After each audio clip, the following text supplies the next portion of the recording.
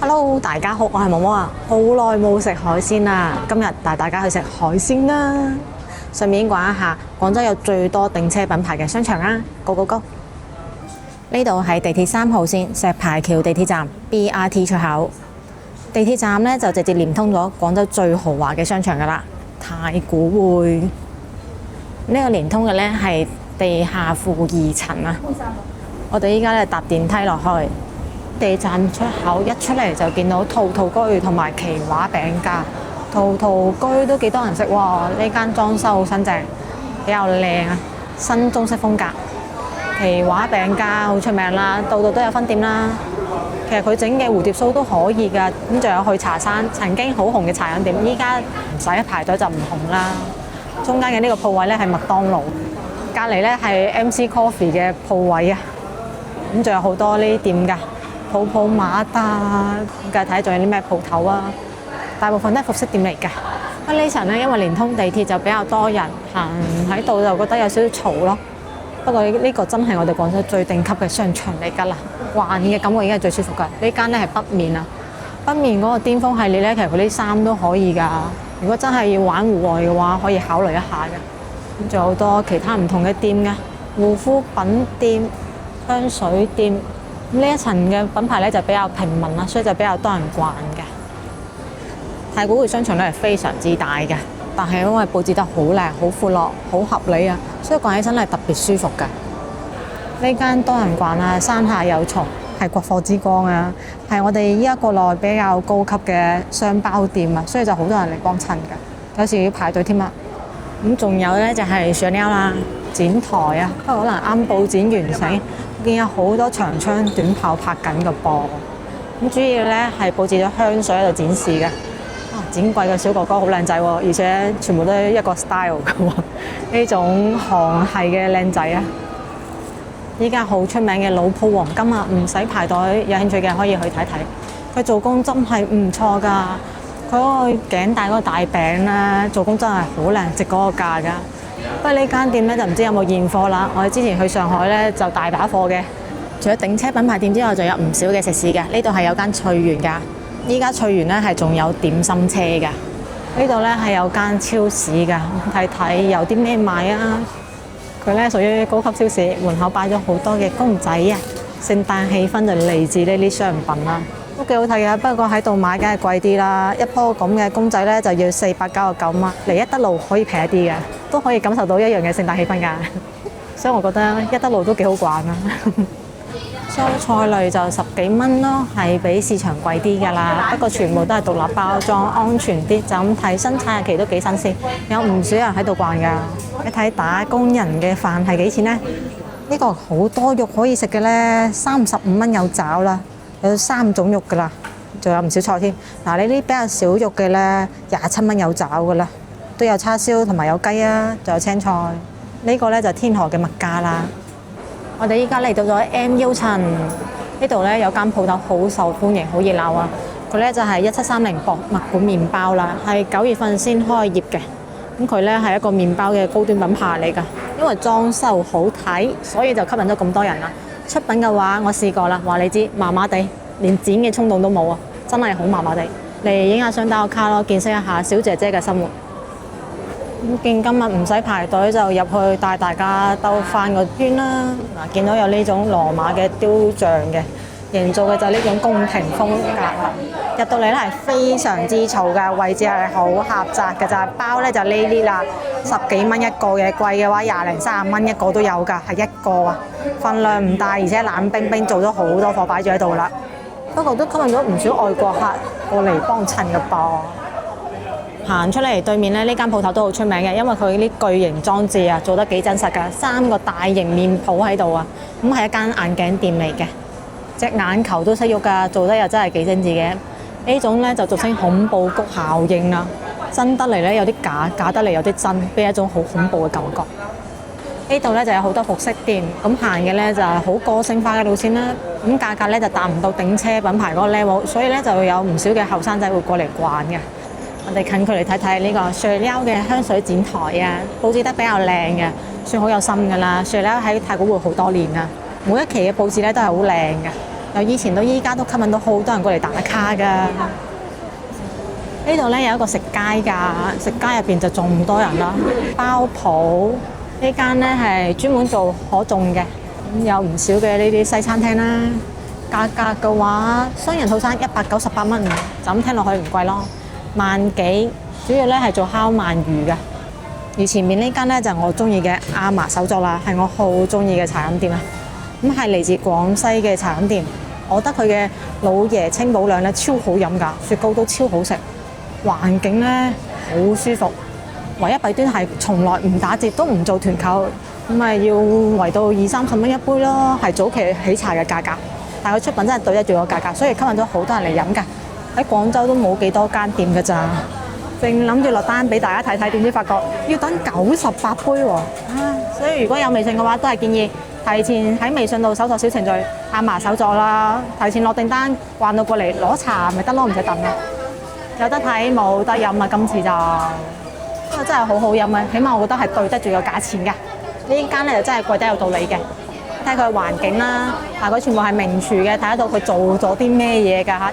水果都係當場切、當場搣。要搣皮啊、搣核啊，搞一大爛餐㗎。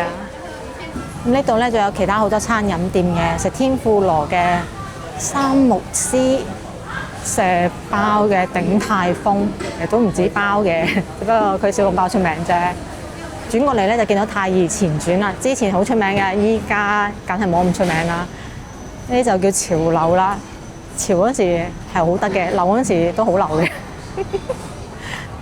前面嗰間咧就半藏啦，佢就好多人啦。之前喺美食節咧都試過佢出品啦，可以嘅。門店多客，證明門店出品都 OK 咧。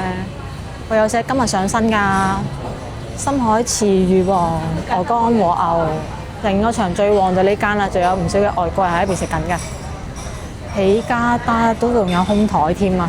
咁我係食比較住家飯嘅。利是堂係依家比較紅嘅粵菜餐廳啦。前面呢間咧就係麵道鮮師啦，入做糖水鋪啊，做嘅糖水唔錯㗎，仲有賣唔少嘅麵包。行嘅呢種古風啊，自然風，好親近大自然，仲整咗一個竹嘅流水喺度㗎，不過就唔識篤嗰下咯。佢糖水咧就唔錯嘅，麵包嘅話都唔貴啊，12蚊一個，仲有呢幾蚊雞嘅添啊！仲有兩間呢啲麵包店嘅，不過我都未食過嘅，出品點樣就唔知啦。人流量我就知好少。呢度咧有一間90葉啊，係抹茶專門店，都好出名嘅。咁美食廣場我哋就逛完咗啦，出翻去睇下仲有啲咩鋪頭。仲有好多品牌店㗎，咁呢一層咧主要就係啲香水啊、化妝品啊、護膚品啊呢種店為主嘅。咁有時行過啲香水店嗰陣時咧，嗰陣味真係濃到有啲過分㗎，所以行呢層嗰時就要小心下，準備定個口罩啦。地下嘅呢兩層咧，因為啲牌子唔算太貴，所以咧就多咗人逛㗎。始祖鳥好慘啊！自從俾安踏收咗之後，跌落神壇，出品差晒。我中意以前嘅始祖鳥。隔離呢間咧係好出名嘅書店啊，方所。不過就唔止賣書嘅，仲賣其他好多嘢嘅。話晒賣書真係好難賺錢㗎。嗱，環境咧係咁樣嘅，好安靜㗎。唔單止可以買書，仲可以稍微讀一讀㗎。嗰種嘅香水啊、香薰啊、裝飾物啊、玩具啊、紀念品啊、手信啊，林林總總，仲有就餐區添啊！睇攰咗書可以飲翻杯嘢，食個蛋糕補充一下能量。佈置得咧係好靚嘅。呢度係太古匯嘅1樓，就有好多嘅頂車品牌店喺度啦，卡地亞，仲有 LV， 成個商場佈置得係好靚嘅。其實佢天花板咧係玻璃嚟㗎，所以好透光㗎，睇到上面嘅天空好靚㗎。咁樣環境下逛奢侈品店係咪可以提高一下購買慾呢？嗱，呢啲品牌店咧全部係唔止一層嘅，佢係佔據咗2到3層嘅鋪位嘅。一般時間咧睇嚟係唔需要排隊入去嘅喎。對面咧就係 Chanel 啦，即係香奈兒啊，展示咗佢嘅服飾啦，同埋包包啦。咁啊望翻落去負一層啦，連廊呢度咧就已經見到香水展櫃啦，佈置得好靚㗎。再下一層都係佢嘅香水展台啊，好靚啊！嗰個佈置仲正啊，應該係呢度最大嘅品牌店啦。轉過嚟見到好大間 Dior啊，咩品牌店都有啊，買服飾、買包包、買手錶，任君選擇。因為屬於比較頂車嘅商場啊，所以呢度呢行起身係特別安靜嘅，冇咁多嘈雜嘅聲，大家講嘢比較細嘅係。行到前面呢度會見到間 Gucci 都係唔使排隊嘅喎，支持咗好多包包啊。佢對面呢係 Prada， 都係唔使排隊㗎，仲可以帶寵物入嚟逛商場㗎。最嬲嘅再行前面啲呢，就係愛馬仕啦，頂車包包。太古匯其實最出名嘅呢，唔係呢啲頂車店啊，而係佢嘅洗手間。不過洗手間就唔拍俾大家睇啦，有機會自己體驗一下啦。係全廣州最豪華嘅洗手間。喺愛馬仕隔離嘅呢，係寶格麗啊。寶格麗呢，主要就賣珠寶嘅。咁仲有好多嘅品牌店啊，有需要嘅就過嚟逛一逛咯。不過折扣我覺得係唔夠歐洲大㗎。好多明星咧都會過嚟廣州呢度逛太古匯㗎，所以如果想撞一撞明星嘅話咧，嚟呢度咧機會係比較大嘅。仲有好多嘅錶店㗎，好搣㗎，不過都係唔使排隊嘅，冇咩人。行入去嘅話，估計就服侍你一個㗎咋，都夠晒尊貴感覺啦。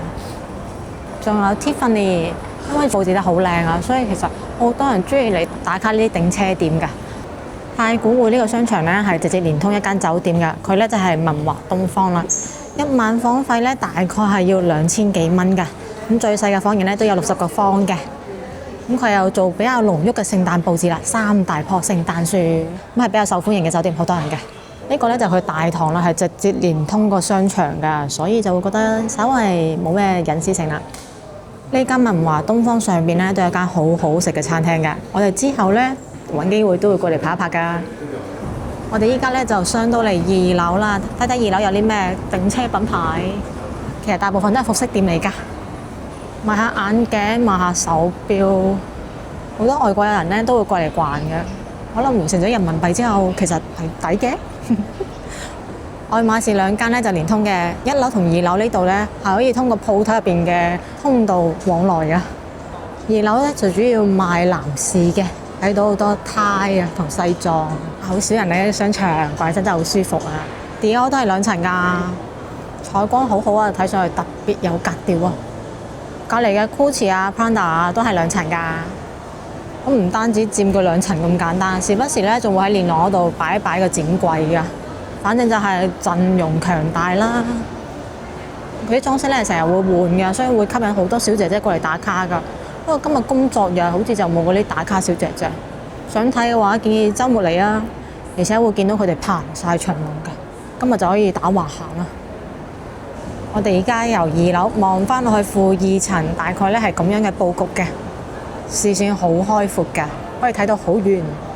有咩鋪頭其實都算一目了然㗎啦，唔難揾㗎。因為好多間店咧，其實3層樓都有店嘅。呢間 LV 咧係位於2樓啊，咁佢係有樓梯連通下邊嗰2層㗎。不過要行樓梯，好似唔係好符合呢個富豪嘅人設喎。咁因為臨近聖誕節啊，所以做咗好多聖誕嘅裝飾嘅。不過係唔會播聖誕歌㗎，佢就喺窗呢度整咗啲窗花咯，都係薑餅人相關嘅。我哋依家咧就上去3樓啦，薑餅人嘅裝飾咧係遍佈成棟樓㗎。3樓嗰度離遠就已經望到好大嘅帷幕啊，一個森林啊，地下都有添㗎。有陽光嘅時候咧，自然光透過嚟，質感咧係好好嘅。夜晚唔知咩效果咧，唔算好豪華咯，屬於比較樸素，適合同自然融合埋一齊嘅裝飾啊。咁有好多呢種懶人沙發，哇，人少坐喺度玩下手機，攤一日。係薑餅人好似唔可以互動喎，其實就睇住佢喺度揈下揈下嘅啫。薑餅人嘅屋企好冷清啊，點解唔可以互動嘅呢？佢真係冇互動效果嘅喎，就咁啦。而且唔識落雪嘅，冇咩聖誕感啊，我覺得。3樓呢度出去呢，就係佢嘅天台花園啦。出邊係真係自然嘅陽光啊，就係有啲熱咯。今年廣州嘅冬天真係對唔住冬天呢個名，成30度啦。所以你今日見我食飯係着短袖嘅啦，會太熱啦。啱先睇嘅呢就係薑餅人嘅玻璃盒啦，係會擺到1月4號㗎。天台花園呢度呢係有好多嘅餐廳㗎，不過呢就以飲嘢為主咯，各種酒吧。放鬆一下啊嘛。因為上邊咧其實係辦公室嚟㗎，呢間咧係價價，出品就咁咯，屬於依家啲後生仔中意嘅餐廳。如果住文華東方咧，都可以睇到呢個花園景㗎。太古匯就逛完啦，咁我哋咧就響東門出嚟，要食嘅店咧就響斜對面馬路嘅朗潤廣場2樓啊，出發啦，揾嘢食啊！我哋要食嘅咧就係椰林海鮮碼頭啦，太古匯店。你到咗入去睇一睇咩環境先。之前喺美食節嗰時咧就見過佢嘅攤位啦，佢係開到夜晚嘅11點半㗎，做埋宵夜㗎。下午咧係有休息時間段㗎，注意一下食飯時間啦。入到嚟，首先係呢個朗潤廣場，未到佢門口㗎，要搭 lift嘅。佢咧係位於2樓嘅，睇到佢嘅海鮮翅啦。呢度就係椰林海鮮碼頭，呢個咧係佢嘅等位區，有自助嘅各種飲品啊，蘋果山楂茶、羅漢果菊花茶、紅茶鐵觀音，仲有得食爆米花同棉花糖添啊！我中意嘅棉花糖，不過如果我自己整嘅話，可能就麻麻地啦。唔想整嘢食嘅話，可以嚟打機嘅街頭霸王啊！入公仔，隔離啲酒水咧就唔免費嘅，要俾錢㗎。咁嚟呢度梗係主要為咗食海鮮㗎啦，睇下佢有啲咩游水3晚靚海鮮啦，好大隻嘅長腳蟹啊，可以蒜蓉粉絲蒸㗎。咁仲有啲龍蝦，299蚊1斤，3晚喎。最緊要係睇啱邊隻拎邊隻，唔使被逼買啊！各種嘅東星斑、黃腳臘，今日99蚊斤。呢度嘅黃腳臘我記得好似都幾出名嘅。仲有啲老虎斑啦、多寶魚啊、紅魚、海鯧魚、金鯛魚、玉蟹、小青龍、游水八爪魚、蝦菇69蚊1斤，唔係好大隻喎。三點蟹啊，太蝦呢種咧就貴啲嘅，339蚊1斤啊，大細咁大咯。咁可以做鹽水啦，亦都可以做椒鹽嘅。鱘龍魚69蚊1斤，豉汁蒸鱘龍啦，蒸嘅就係佢啦。好生猛，好大條下貨，仲有隻龜喺入邊添。嗱，呢啲就油鱔啦，細條好多㗎，但係好活潑嘅。咁仲有沙蟲啦、蠶蟲、九肚魚、魷魚喎。呢啲咧就凍住嘅冰鮮貨。呢條咧就大黃魚啦。咁你睇睇啦，點樣分佢養唔養殖嘅？呢條係養殖嚟㗎，見唔見啊？佢條鰭咧係唔可以過眼嘅，如果係野生嘅話係過眼嘅。幾時先可以剪晒我上海啲視頻咧？喺嗰度咧，我哋食咗野生嘅大黃魚啦。嗱，海鮮池咧係好多貨嘅，好大批量嘅生蠔啊！生蠔呢度咧都係比較出名嘅，最多人揀嘅做法咧，梗係蒜蓉蒸啦。咁仲有啲花甲啊，39蚊細份。花甲呢就唔按斤稱啦，39蚊細份嘅。花甲黃咧就按斤稱啦，99蚊1斤啦。咁仲有啲大花螺、帶子，好大隻喎，13蚊1隻啊！咁仲有啲更加大隻嘅29蚊1隻啊，真係大好多㗎，成年男性手掌大㗎啦。鮮貝39蚊細份啦，呢個係佢嘅招牌菜嚟㗎，百香果鮑魚，仲擺隻 sample 喺度㗎啦，可以睇住嚟揀啦。百香果都有做展示㗎，呢一框就係佢會用嘅百香果啦，都幾大隻下㗎，話晒要擺落呢5頭鮑啊、3頭鮑魚喎。赤杯象拔蚌可以做刺身嘅，仲有加拿大象拔蚌299蚊1斤啊，做刺身做灼都可以㗎。嗱，最出名咧係呢個羅氏蝦，之前睇嗰個攤位嗰時好熱鬧嘅咧，就推銷緊呢個羅氏蝦啦。呢度嘅話咧係139蚊1斤嘅，咁依家喺度做緊咩咧？喺分緊大細啊，全部係游水3晚嘅。特大隻嘅話咧係159蚊1斤嘅，長腳蟹259蚊1斤，阿拉斯加蟹399蚊1斤，好多貨。記得買嗰時咧就揀啲新鮮嘅，仲有帝王蟹啊，佢啲貨咧咁樣擺晒出嚟㗎。唔單止有海鮮，佢仲有好多菜式係擺埋出嚟㗎。價格嘅話，40幾蚊嘅細份到70-80蚊嘅大份咯。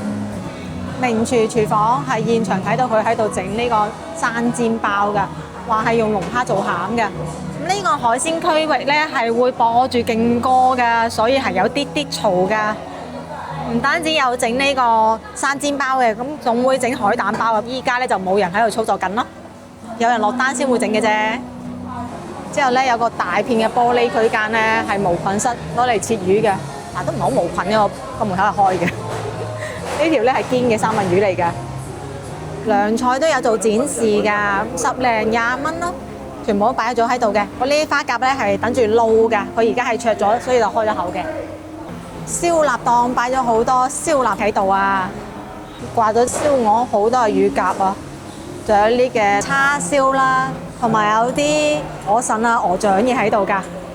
嗰個獅頭鵝頸好粗啊！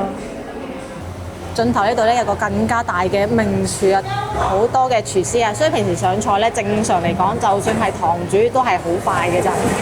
商場裡面咧都係有明火㗎，所以話商場裏面唔可以明火嗰啲咧都係呃人㗎。我哋都唔止拍咗一間咧係有明火㗎啦，仲有啲湯嘅29蚊一位，用嘅材料咧就擺咗喺後邊啦。呢一盅盅嘅咧寫埋咗名㗎啦，魚翅海參、魚唇花膠。嗱，海鮮咧，我哋就睇完啦，係時候揾人落單咯。你們會有懂粵語嘅服務員嗎？我識㗎。哦，OK。之後就要帶子啊，帶子普通版13蚊一隻嗰啲就得啦，要兩隻得啦。係啊，粉絲蒜蓉粉絲蒸咯。OK。之後就仲想要鮑魚。鮑魚啊？啊，鮑魚攞5頭得啦。多兩隻。係都係兩隻百香果蒸。酸酸甜甜。哦。百香果夠唔夠新鮮㗎？絕對新鮮，唔新鮮包退。哦，OK，好。所有海鮮同埋所有原材料絕對係保障新鮮㗎。哦，好，問下你啦。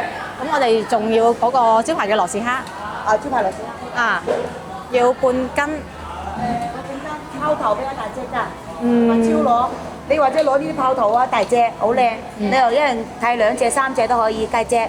哦，可以計。你攞幾多隻？我幫你稱幾多斤就幾多斤，咁樣計。咁一斤大概而家有幾隻㗎？一斤大概係8隻到10隻。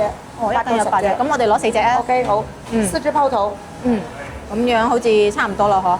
3、4樣嘢做法係咪？係啊，招牌做法得啦。好嘅。係咪單獨一隻隻咁串起身㗎？係，冇錯。好似我哋魚餃好靚嘅，我哋嘅魚餃好好食㗎。咁就要一隻魚餃咯。一隻可以，1人半隻。可以啊。咁也可以啊。多少？6兩2啊。OK。咁啊，青菜嗰啲唔要，湯嗰啲唔要。暫時唔要住啦，唔夠啦。咁就落完單啦。我哋咧就落咗單啦。啱好見佢劏嘅三文魚啊，就啱先睇到嗰一條啊，劏出嚟都幾有油脂嘅。呢個咧就係就餐環境啦，因為依家就啱開門，所以係冇人嘅，而且服務員係勁忙嗰種啊。早啲嚟咧好處就係唔使打碼，但係咧就展示唔到間餐廳有幾旺咯。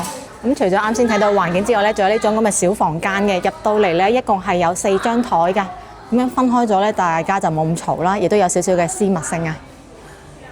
落完單翻到嚟，首先有個餐前水果喎，橙咧，不過秋冬天蘋果橙啱好係時候啊，試一試味道啦，都幾甜喎。不過就普通嘅橙咯，補充下維生素先。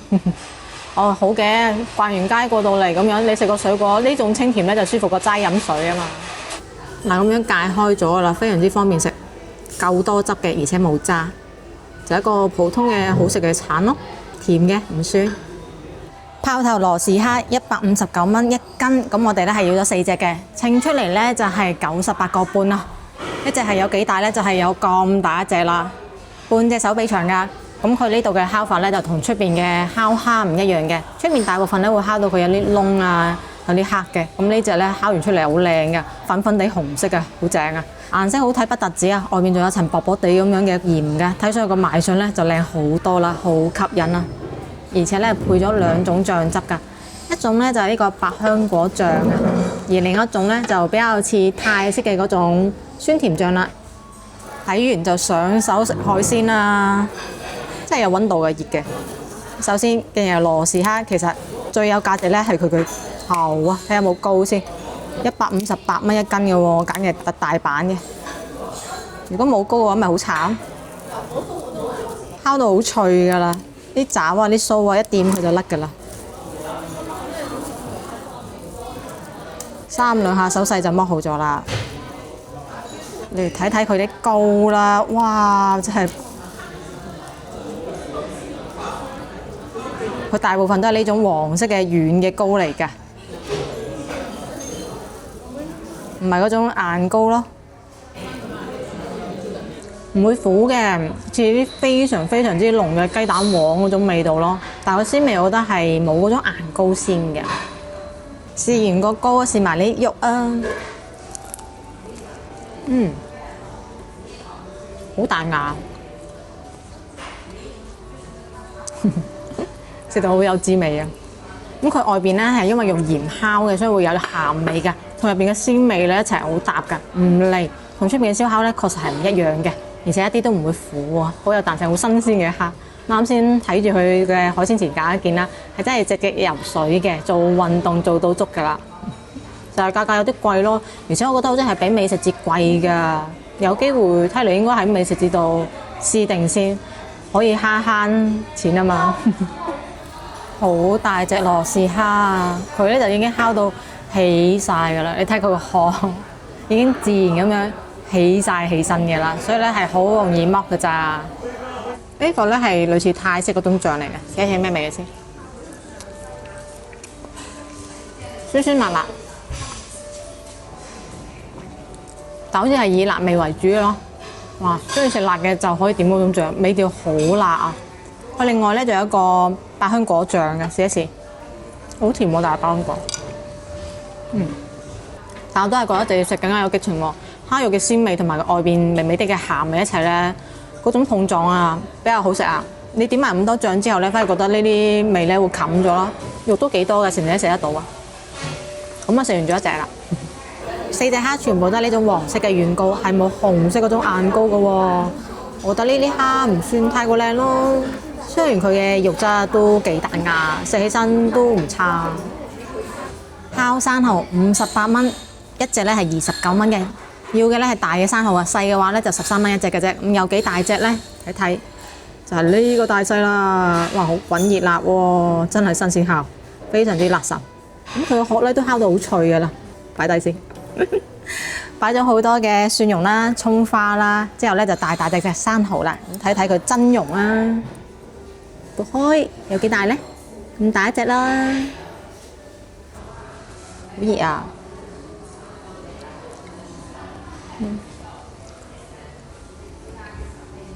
幾香，調味唔會太過過分，有生蠔嗰種鮮味嘅。佢哋做嘅燒啊嚇、烤啊嚇，好夜市嘅做法，但係個味道咧唔一樣嘅，佢會有種健康嘅感覺㗎。即係烤會烤到適中嘅，唔會有嗰種燶。俾嘅蒜咧就啱啱好，唔會搶生蠔嘅風味嘅，佢就啱好平衡點咯。大隻飽滿嘅生蠔，啖啖都係汁啊！咁佢係冇嗰種臭味嘅，就係得個蠔嘅香味嘅啫。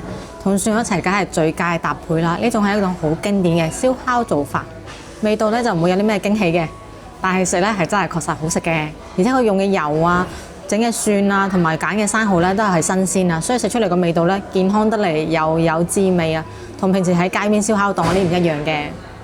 佢下面嘅汁水咧都好甜，一啲都唔腥㗎。滿意啦，最主要就係有啲貴咯，29蚊一隻喎，只可以話1分錢1分貨，對得住個價錢嘅。適合就請朋友啊，或者想食一個好衞生嘅海鮮嘅話，我仲要明碼實價嘅海鮮，就可以嚟呢度咯。帶子13蚊一隻，呢度咧係26蚊，揀嘅咧係普通大細嘅帶子，睇睇普通大細係有幾大嘅。做法咧就係經典嘅蒜蓉粉絲帶子咯，嗱就呢個大細咯，真係有啲細波，而且咧好薄啊。雖然咁薄，但係佢已經係1開1嘅帶子啦。先飲多個汁先，都幾鮮甜喎，佢用嘅粉絲幾靚喎，竟然有粉絲味嘅，神奇喎！先食咗隻帶子，好鮮好甜嘅帶子，非常之甜啊！佢嗰個蒜蓉嘅味道咧，真係一啲都唔搶風頭，仲顯得有少少單薄添啊！嗰個海鮮嘅鮮甜味好勁啊，好正啊！而且佢下邊嘅粉絲咧好有香味㗎，口感彈牙，成個味道咧係真係好鮮甜㗎。不過可能有少少稍為蒸過籠啦，帶子嘅肉質咧有少少韌㗎。百香果鮑魚揀嘅咧係5頭鮑魚啊，25蚊一隻嘅，有百香果啦，有大隻嘅鮑魚啦，仲有一個苦瓜。造型咧係好睇嘅，好精緻，係出邊好少見嘅海鮮菜式咯。咁係咁樣裝咗喺個百香果入邊嘅成個茶杯仔嘅形狀㗎。睇睇5頭嘅鮑魚有幾大啊？就係咁大一隻啦，好犀利啊，好重手啊，而且好厚㗎，散得都乾淨啦，條邊唔算好黑。咁上面黑色一粒粒嘅咧就係百香果嘅核啦，黃色嗰啲咧係百香果嘅汁啊。咁仲滲咗少少嘅葱花嘅，成個樣咧顏色搭配又好睇㗎。少少味道啦，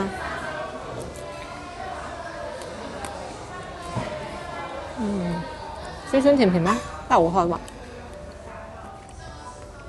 鮑魚新鮮，味道好甜，散得都乾淨啦，完全冇腥味嘅，而且冇沙。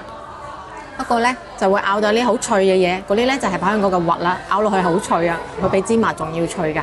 不過核咧就冇咩香味嘅，主要咧係靠佢百香果嗰個醬嚟增加嗰個酸甜嘅味道㗎，同埋個鮮味一齊搭住咯。咁可以食一啖鮑魚之後咧就飲啖百香果嘅汁啦。成個百香果入邊係有好多汁㗎，多到好誇張㗎。咁依家係冬天嚟㗎咯喎，佢百香果都咁新鮮咁正嘅。直接飲佢啲汁咧，會覺得更加酸酸甜甜嘅，所以都係搭住鮑魚一齊食好啦。冇汁嘅話，可以咁樣點一點啊嘛。咁我覺得咧，揀呢個大細就已經夠噶啦。三頭嗰啲就真係太大隻鮑魚啦吧，五頭都咁大隻咯喎。下面仲有一片苦瓜添啊，係諗住我食得太多烤嘅海鮮而起。咁佢鮑魚咧係咁樣嘅，蒸到啱啱好熟嘅程度㗎咋，所以咧呢個就一啲都唔韌啦。因為個酸味啦，所以就令到個味覺咧敏感咗啊，會覺得嗰個鮑魚嘅鮮味鮮得有少少腥咯。不過真係好少少啫。脆皮紅燒乳鴿58蚊一隻，有做裝飾嘅，仲放咗個金桔仔添啊！我哋要嘅咧係1開2，咁仲可以1開4嘅。1開2咧就可以保留更加多嘅汁啦。咁睇睇呢個紅燒乳鴿啊，好明顯就係玻璃皮啦，而且呢個皮水咧有啲厚啊，個玻璃層非常之明顯啊。外皮咧係烤到咁樣紅紅地色㗎啦，睇下啲肉啊都有汁嘅，不過就冇想象中咁多汁咯。咁我記得咧睇人哋評價就好受歡迎嘅呢個乳鴿，就咁睇埋相我就真係要試過先知佢點解受歡迎啦。